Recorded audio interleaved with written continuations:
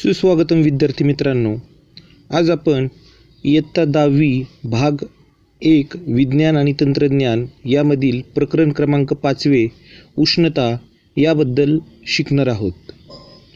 विद्यार्थी मित्रांनो, आपण इयत्ता 9वी मध्ये उष्णता आणि उष्णता संक्रमणाच्या विविध प्रकारांची माहिती घेतली आहे. उष्णतेमुळे स्थायू पदार्थाचे, द्रव पदार्थाचे व वायूंचे आकुंचन व प्रसरण कसे होते याबद्दल प्रयोगही करून पाहिलेला आहे. उष्णता व तापमान यातील फरकही आपण समजावून घेतलेला आहे. तापमापीने तापमान कसे मोजतात याचा देखील अभ्यास आपण या अगोदर केलेला आहे. पदार्थांच्या अवस्थांतरणात आढळणारा अप्रकट उष्मा, पाण्याचे असंगत आचरण, दवबिंदू, तापमान, आर्द्रता, विशिष्ट उष्माधारकता या सर्व संकल्पनांचा आपल्या दैनंदिन जीवनात वापर होत असतो. याविषयी अधिक माहिती आपण या पाठामध्ये घेणार आहोत. विद्यार्थी मित्रांनो, अप्रकट उष्मा म्हणजे नेमकं काय? याला इंग्लिशमध्ये लॅटंट हीट असं म्हटलं जातं. इथे आपल्याला एक प्रयोग दिसतोय की ज्यामध्ये बर्फाचे काही तुकडे आपण घेतलेले आहेत व तापमापीचा फुगा बर्फामध्ये पूर्णपणे बुडवलेला आहे असे आपल्या लक्षात येते. बर्फाचे भांडे तिवईवर ठेवून बर्फाला उष्णता दिली जात आहे. प्रत्येकी 1 मिनिटाच्या अंतराने तापमापीची नोंद ही घेतली जात आहे. उष्णता देणे चालू असताना बर्फ हळूहळू वितळू लागला आहे. बर्फ वितळत असताना बर्फ व पाणी यांचे मिश्रण आपण ढवळत असतो. पाणी उकळायला लागल्यानंतरही काही काळ उष्णता देणे चालूच ठेवली असता आपल्याला तापमानात होणारा बदल व वेळ यांचा संबंध दर्शविणारा आलेख देखील काढता येतो.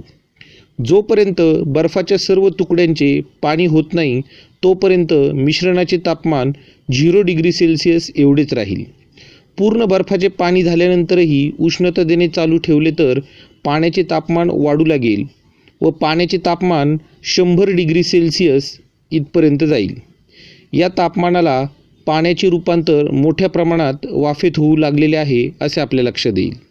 सर्व पाण्याचे वाफेत रूपांतर होत असताना पाण्याचे तापमान 100 डिग्री सेल्सिअसला स्थिर राहते. तापमानात होणारा बदल व त्याला लागणारा वेळ यांचा संबंध दर्शविणारा तक्ता आता आपण अभ्यासणार आहोत. या आलेखात रेख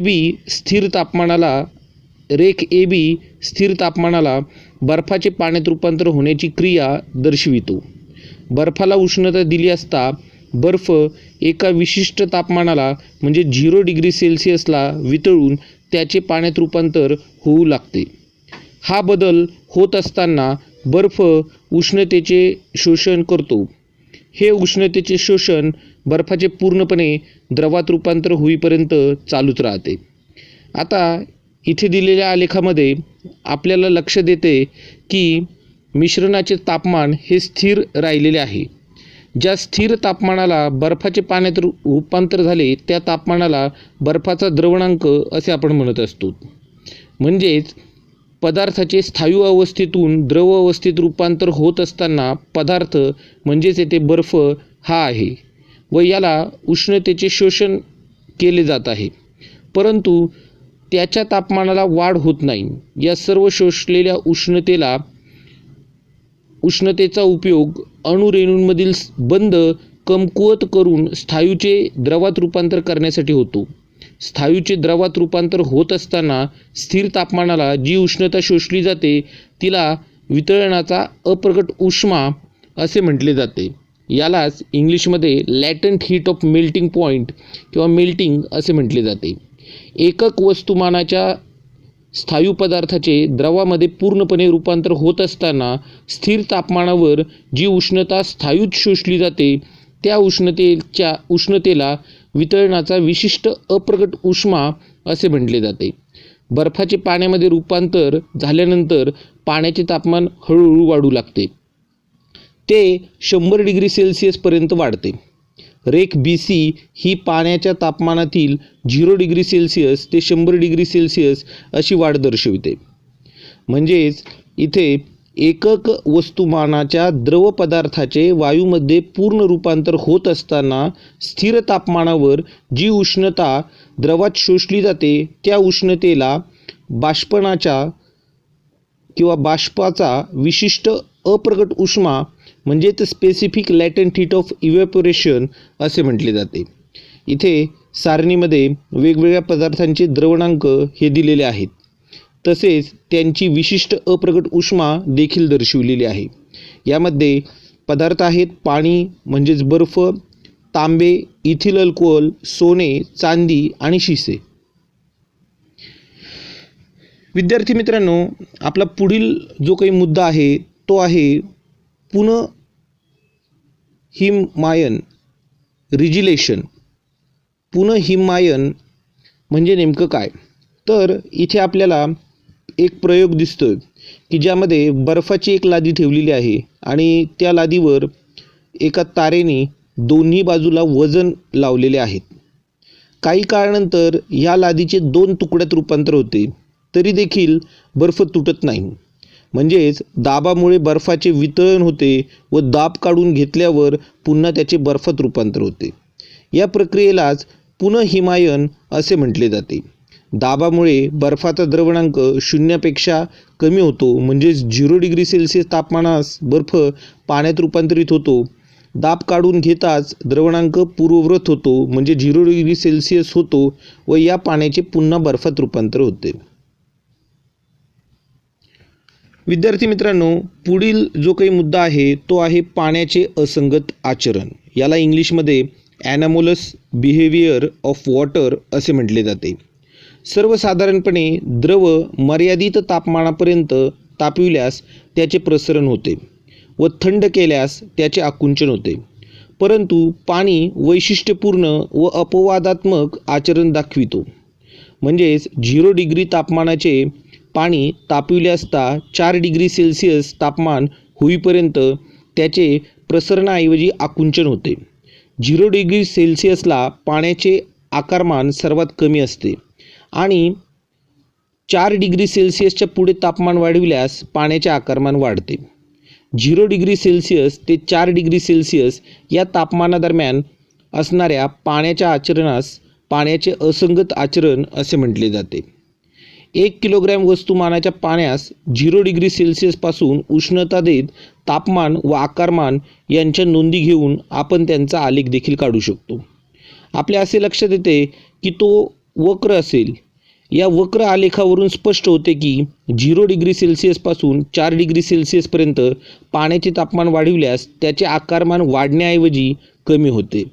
म्हणजेच 4 डिग्री सेल्सिअसला पाण्याचे आकारमान सर्वात कमी असते.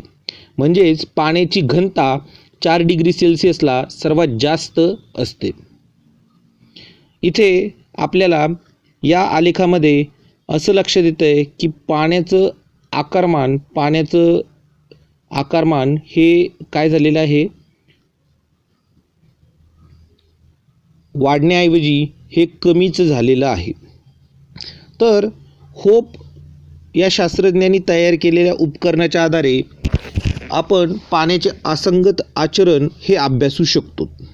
होपच्या उपकरणाच्या साहाय्याने पाण्याच्या असंगत आचरणाचा अभ्यास करत असता प्रत्येकी 30 सेकंदानंतर T1 व T2 तापमापीने दर्शविलेल्या तापमानांची नोंद केली जाते.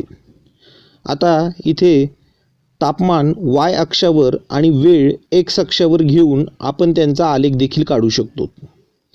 विद्यार्थी मित्रांनो, होपचे उपकरण हे अशा प्रकारचे असते की ज्यामध्ये नळकांड्यांच्या खालच्या भागातील पाण्याचे तापमान T1 4 डिग्री सेल्सिअसपर्यंत पोहोचताच ते काही काळ जवळजवळ स्थिर राहते व वरच्या भागातील पाण्याचे तापमान T2 हळूहळू 4 डिग्री सेल्सिअसपर्यंत कमी होते. त्यामुळे एकाच वेळेला T1 आणि T2 4 डिग्री सेल्सिअस तापमान दाखवितात.